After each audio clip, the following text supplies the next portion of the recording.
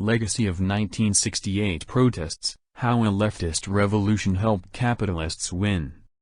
The May 1968 protest movement changed the Western world.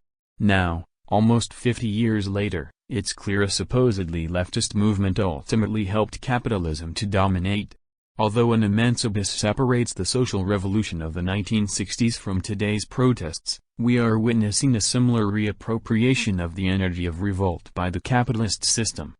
One of the well-known graffiti slogans on the Paris walls of '68 was, "Structures do not walk on the streets," meaning one couldn't explain the large student and workers' demonstrations of '68 in the terms of structuralism. And this is why some historians even posit 1968 as a date that separates structuralism from post-structuralism, which was, so the story goes, much more dynamic and prone to active political interventions.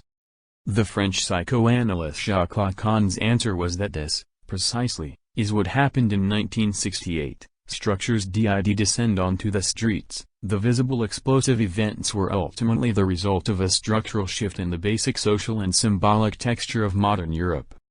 Light my fire. The consequences of the '68 explosion prove him right. What effectively happened in the aftermath of the '68 was the rise of a new figure of the spirit of capitalism. Indeed, the system abandoned the Fordist centralized structure of the production process and developed a network-based form of organization founded on employee initiative and autonomy in the workplace.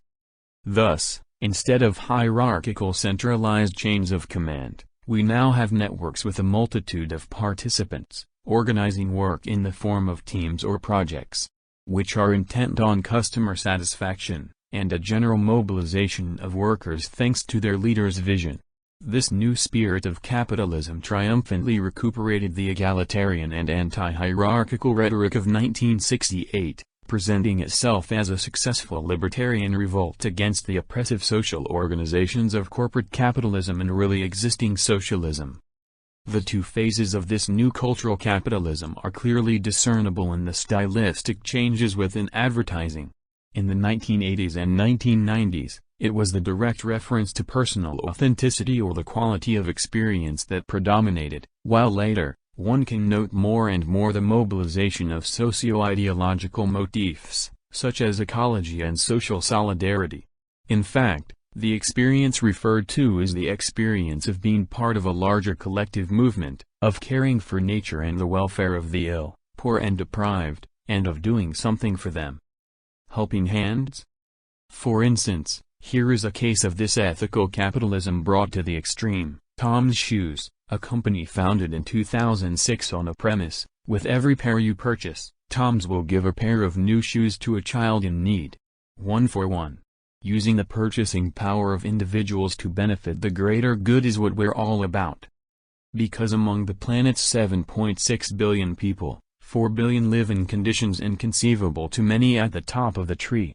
But now the sin of consumerism, buying a new pair of shoes, can be atoned for and thereby erased by the awareness that one of those who really needs shoes received another pair free of charge.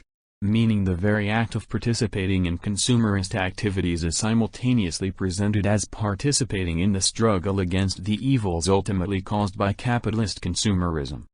In a similar way, many other aspects of '68 were successfully integrated into the hegemonic capitalist ideology and are today mobilized not only by liberals, but also by contemporary right, in their struggle against any form of socialism.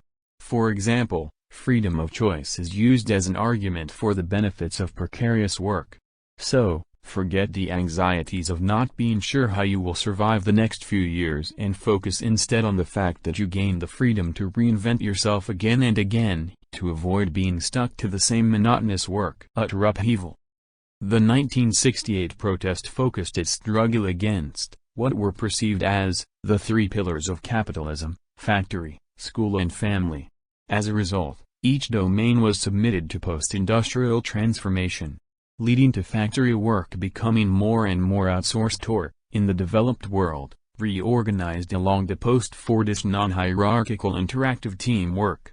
Meanwhile, permanent flexible privatized education is more and more replacing universal public education, and multiple forms of flexible sexual arrangements are replacing the traditional family. At the same time, the left lost in its very victory. The direct enemy was defeated, but replaced by a new form of even more direct capitalist domination. In postmodern capitalism, the market is invading new spheres which were hitherto considered the privileged domain of the state, from education to prisons and security. When immaterial work, like education, is celebrated as the labor which directly produces social relations, one should not forget what this means within a commodity economy. That new domains, hitherto excluded from the market, are now commodified. So, when in trouble, we no longer talk to a friend but pay a psychiatrist or counselor to take care of the problem. And instead of parents, paid babysitters and educators take care of children. Heavy burden. One should, of course, not forget the real achievements of '68. The movement opened up a radical change in how we treat women's rights, homosexuality and racism. After the glorious '60s, we simply cannot engage in public racism and homophobia the way we still could in the 1950s. Thus, '68 was not a single event but an ambiguous one in which different political tendencies were combined. This is why it also remained a thorn in the heel of many conservatives. Nicolas Sarkozy admitted it when he said in his electoral campaign in 2007 that his great task was to make France finally get over '68. One should, of course, not miss the irony of this remark, the fact that Sarkozy, with his clownish outbursts and marriage to Carla Bruni, can be the French president is in itself one of the outcomes of the changes and customs brought about by May '68. So we have the legacy of their May '68 and our May '68. In today's predominant collective memory, our basic idea of the May demonstrations in Paris and the link between student protests and workers' strikes, is forgotten. The true legacy of '68 resides in its rejection of the liberal capitalist system, in an ode to the totality of it best encapsulated in the formula, Soyons réalistes, demandons l'impossible.